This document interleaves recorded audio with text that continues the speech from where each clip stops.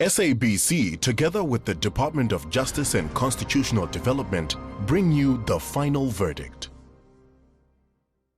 In the pursuit of justice, we are all equal before the law. These are some of the stories that have led to the final verdict.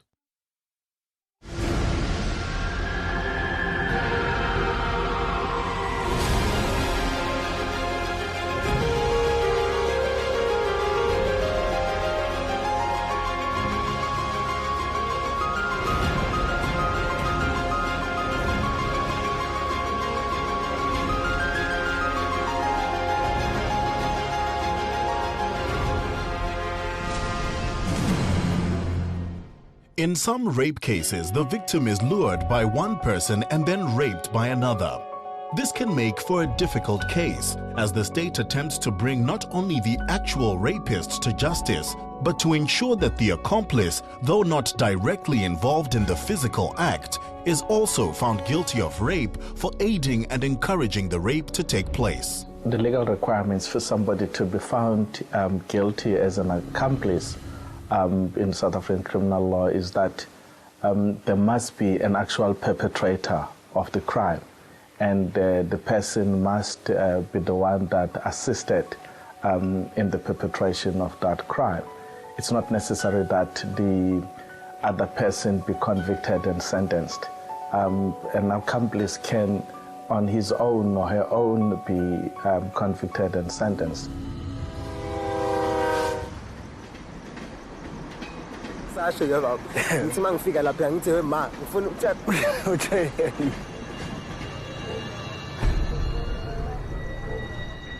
Yakubona ntombazana.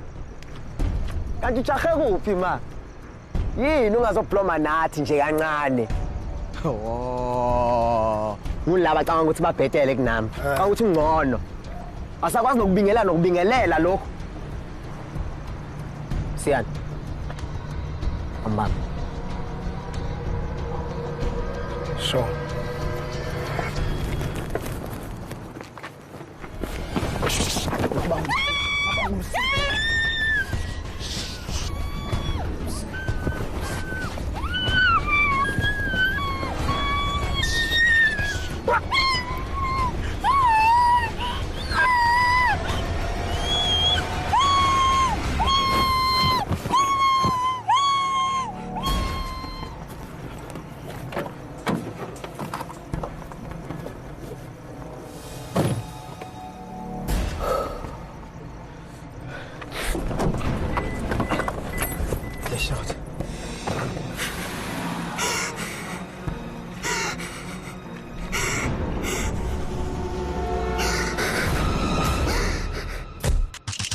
Many constitutional rights are violated when a woman is raped.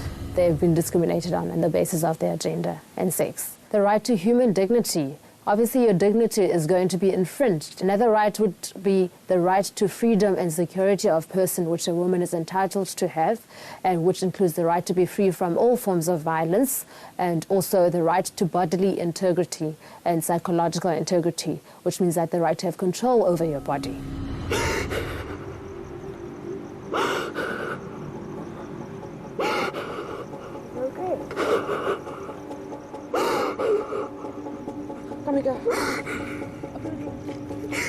A rape victim, first point of call usually is the police station. She would then go to a local police station or the police station in which the incident occurred.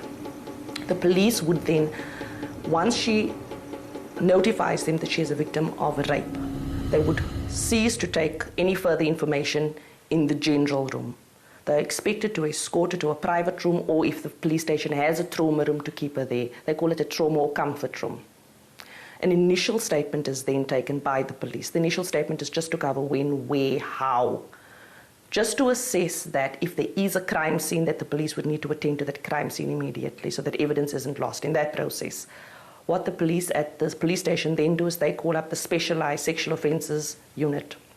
They call the FCS unit. So the detective would come out.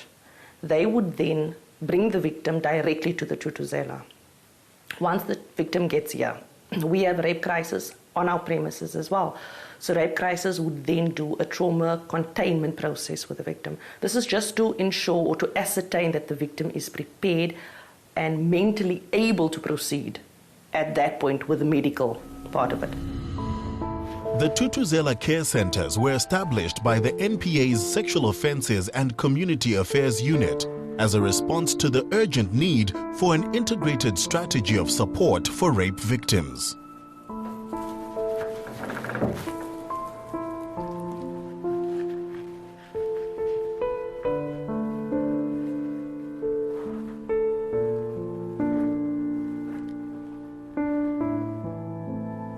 Sawubona Mpumi. Ngingu-Dr. Mtshali. Ngizobe ngikuhlola namhlanje. Ngiyazi kuyinto ogcina ufuna ukuyenza kodwa kumele ngikuhlole ukuze sithole ubufakazi obuzokusiza kuleli cala.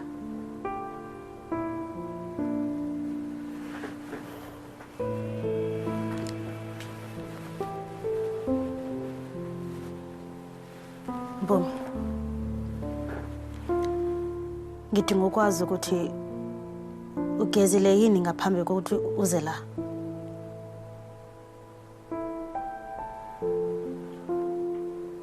Kulungile Mpumi. Kodwa kuzwakali kahle. Uma umuntu onukubezwe ngokocansi, into yokuqala sesimtshela yona ukuthi angagezi noma ageze impahla. Lokho kuvame ukuba ufakazi enkantolo ukuze baqikelele icala lakho. Ngiyazi kuzwakali kahle. Kodwa zikhona impahla obuzigqoke izolo osazigcinile.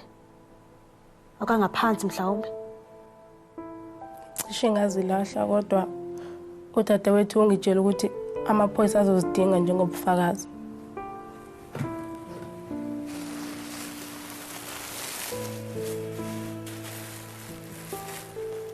Ngiyabonga. Tutu Zela care centers were designed, number one, to reduce secondary trauma that rape victims were historically suffering when entering the criminal justice system. Number two, our objective is to put victims at the center of the criminal justice system and then furthermore to increase convictions. So we look at what the victim's needs are, what the experience was, and our services then sort of formulate around that. Coming up, we hear a real-life account of a brutal crime. He took me in his home and then he locked me up there. He raped me.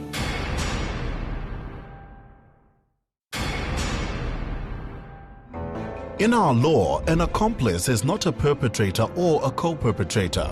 An accomplice associates himself with the commission of the crime by the perpetrator, in that he knowingly affords the perpetrator the opportunity, the means, or the information which furthers the commission of the crime. Even if an accomplice did not participate in the rape, I mean, they knew exactly what the intentions of the perpetrator were going to be. They are equally punishable. So the fact that they did not themselves rape the other person, the fact that they contributed in the commission and the furtherance of the rape makes them equally accountable. When Xolile Mbalo was 13, she was kidnapped and subjected to a night of terror, during which she was raped repeatedly. This man, we met him, I think, next to, he was standing outside the shop. There was a shop that we passed when we going home. Then he called me, and then he asked me to accompany him. Then I said, no, I don't want to. And then he showed me a gun. It was here. And then he promised to shoot me. Then I was afraid. I thought if I did what he told me, maybe he's going to let me go, but he didn't. He took me in his home, and then he locked me up there. He raped me until the morning, I think 5 o'clock in the morning the next day. He said he's taking me home, but he didn't. As we were walking, he said we must get inside my school. The gate was opened. It was not locked. He opened the gate. And when we got in there, he said I must go straight to the toilets. Then he was behind me. And then I got in there. When we got in there, he shot me on my left ear. And then he put me inside the toilet, and then he left me there. He thought I was dead. Then I tried to get out there, then I couldn't talk, I couldn't walk. I crawled. Then I went to that house. The dogs were barking, and then they bite me here. I've got scratches even. Then I just lie there because I had no power to knock. Then the people, they heard that the dogs are barking. Then they opened the door. When they opened the door, they found me lying there. Then they took me to hospital immediately. Xolile's bravery in reporting the perpetrator from her hospital bed led to his capture, and he was subsequently convicted of multiple crimes. He got a life sentence. He's still in jail. Rape and attempted murder and kidnapping. If you've experienced rape or sexual violence, it's very important that you report the crime to the police. You should also seek medical attention as soon as possible after the attack. Try to go to the doctor before you wash and keep the clothes you are wearing at the time of the attack.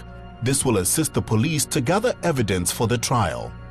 The Tutu Zela care centers are set up to deal with the needs of survivors of sexual crimes, and public hospitals also have these facilities. Tutu Zelas are linked to the specialized sexual offences courts, and that link is very, very important, solely because we don't want a victim coming into Tutu Zela, and what we are saying is we are promoting positive or further convictions, and then we have no sort of trace as to how the matter is running in court. So the NPA have also appointed what we call a case manager. So the case manager, while they are linked to the Tutu Zela, they're Tutu Zela staff, they're actually based at the courts. Coming up, Mpumi faces Thamsanqa and Sianda for the first time since the night of the crime. Like I said earlier, she's just doing this to get revenge.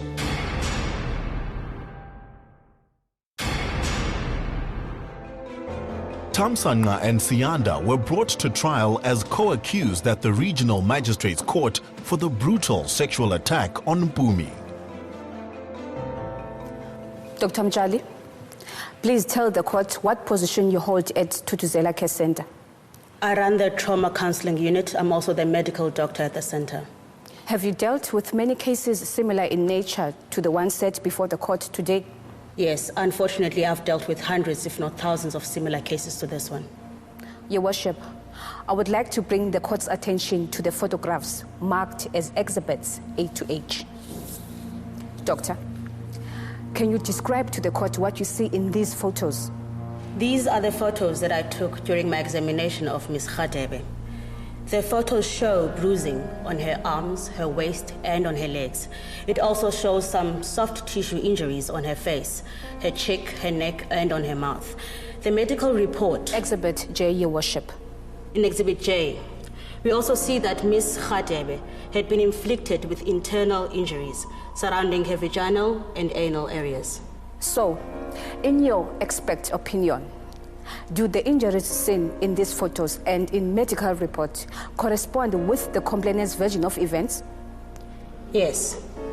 The injuries and bruises support the claim that Mr. Dlamini had attacked Ms. Radebe, then dragged her to Mr. Mvelase, who then proceeded to rape and sodomize her. Thank you, Doctor. Your Worship, I have no further questions for the witness. Cross-examination. Dr. Mjali, was there any DNA evidence directly linking the first or the second accused to the complainant? No. The complainant had bathed before reporting the incident to the police, so potential evidence was lost. She did keep her clothing that she had on that night, which was covered in dirt. I put it to you that both of the accused say that Mr. Mvelase and the complainant were indeed having an affair and that they had engaged in consensual sexual intercourse. Is it possible that the dirt on her clothes could have been the result of her sexual tryst with Mr. Mvelase outdoors, as reported by both the accused? It is possible. And is it possible that the bruises on her body could have been the result of some rough sexual play between lovers? Ms. Radebe not only walked into our care center physically injured, but emotionally traumatized. But is it possible, though, Doctor, that the bruises on her body could have been caused by some rough sexual play between consenting adults? It is not impossible. It is important for a woman not to bath or wash, even try to urinate prior to the examination, solely because doctor's going to look for evidence, and the more you urinate, wash, any of that, you are washing away evidence. I mean, it's like our doctors say, your body is a crime scene. But we would also like to add that should you have urinated, should you have bathed, that does not exclude you from still coming forward. We could still look for evidence, and even if there isn't evidence, physical, semen, hairs, there might still be injuries that we could note. These fast girls of today, they're always chasing after grown men. And when we don't want them anymore, we want to share our money with them, then they get angry. I told her that day I don't want to see her anymore. Like I said earlier, she's just doing this to get revenge. Thank you, Mr. Mvilase. No further questions, Your Worship. The state may cross-examine the witness. Mr. Mvilase, you testified that the complainant and you were involved in a sexual relationship for a few weeks. Is that correct? Yes. Okay, asiboneke. How old is the complainant? 18, 19, but she never told me her age. She's 17. Is the complainant left or right-handed, Mr. Mvilase? I don't know. Left. Does she wear glasses or contacts? Contacts? No, she wears neither, Mr. Mvilase. Can you even tell me where the complainant lives? No, but we never really went to her place. Is the court really to believe that you were involved in a relationship with the complainant for almost a month, when in fact you do not even know the most basic information about her? We were not dating. We were just having sex. We didn't talk or hold hands. Does the complainant have any distinguishing birthmarks or scars on her body?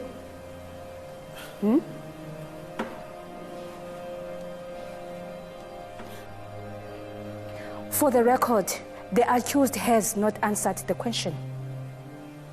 Mr. Mvilase, the complainant has a large scar just above her navel from an operation she had as a child. Surely you would have seen this if all you did was to have sex? No further questions, Your Worship.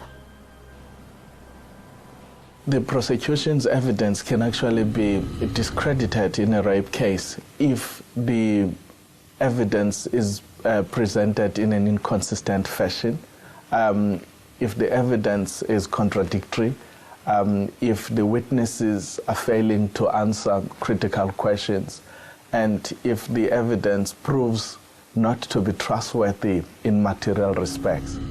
Mr. Dlamini, can you tell us how Mr. Mvilase knows the complainant, Ms. Khatebe? Actually, that girl was sleeping with Mr. Mvilase. So, Njengenjwayelo, they met that day and they had sex. And what happened after that? We left her with the two friends, then Tina Sabuyile moved ekhaya. And from what you could determine, what state of health was the complainant in when you left her? She was a little bit angry, but they got sharp. Thank you. No further questions, Your Worship. The state may cross-examine the witness. Mr. Dlamini, are the two girls, these witnesses you dropped Ms. Khatebe with, are they present in the court today? Yes, they are. Did you leave the complainant with these friends at a taxi rank as you reported to the police? Yes. So not in the car park as testified earlier by the couple who found her? So the couple are lying? No, angazi. And where were these girlfriends? They were all at the taxi rank. And yet the complainant says she's never even met them. Ukhuluma manga. Yes, of course, everyone's lying except you. Not so. A negative inference or an adverse inference can be drawn by the court in circumstances where there is a clear set of facts that have been put in front of the accused, and the accused has within his or her ability to respond to those set of facts, and the person fails to respond to that. In the case, for instance, that we have just seen, the accused's defense is based on alibi, meaning therefore that he's arguing that he was not at the scene of the crime, and he further argues that there were two young girls that could vouch for his absence on the scene of the crime. Whereas he was able to invite those girls to testify on his behalf, he failed to do so. quite clearly his failure to do so may be viewed negatively by the court, because it was quite simple for him to call them and to testify on his behalf that he was not at the scene of the crime. The failure to do so might actually indicate that he was indeed at the scene of the crime. On the charge of the rape of Mpumi Khadebe, the court finds the first accused, Thamsanqa Mvelase, guilty. On the charge of acting as an accomplice to the rape of Mpumi Khadebe by the first accused, the court finds Siyanda Dlamini, the second accused, guilty. The state has proved beyond reasonable doubt that the complainant's version, as supported by the testimony of the couple who found her, as well as the doctor who examined her, is true. The version put forward by both accused was that the complainant and the first accused were having an affair at the time of the incident, and that they, the accused, left the complainant in the company of two girlfriends. The identity of the girls was revealed, and they were then summoned to come to court. Despite their presence, the defense still elected not to call them in order to confirm the version of both accused. There may be various reasons why the two young girls were not called to testify on behalf of the accused. Firstly, the lawyer that's representing the accused, exercising his ethical responsibility, might have realized that these young girls were actually going to go to court and not tell the truth. They might have been probed to speak on behalf of the accused. Secondly, the young girls might have said, look, we're not going to lie. So if they have been brought to testify on behalf of the accused, they could have made the accused case even worse. Or just simply that the accused himself would know that there was no such alibi that he was relying on. He was actually at the scene of the crime and he committed the crime. The state has proved that accused number 1 is guilty of the crime of rape. With respect to accused number 2, his actions were wholly consistent with the legal requirement for accomplice liability. Without the assistance of the second accused, it is uncertain whether Mr. Mvelase would have been so successful in his attack. That said, Mr. Dlamini took an active role in the rape, even though he was not physically engaged in the action itself. He should therefore be held as accountable as the perpetrator himself. Sentencing proceedings will begin 1 week from today.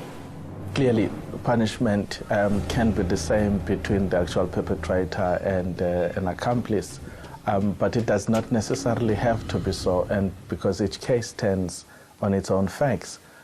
In other instances, an accomplice can actually get to more severe punishment than the actual perpetrator. An accomplice is someone who assists another person to commit a crime. Accomplice liability can arise by helping the perpetrator to plan the crime, commit the crime, or cover up the crime after it has been committed. An accomplice can be punished to the same extent as the actual perpetrator, and in some cases may even be punished more severely.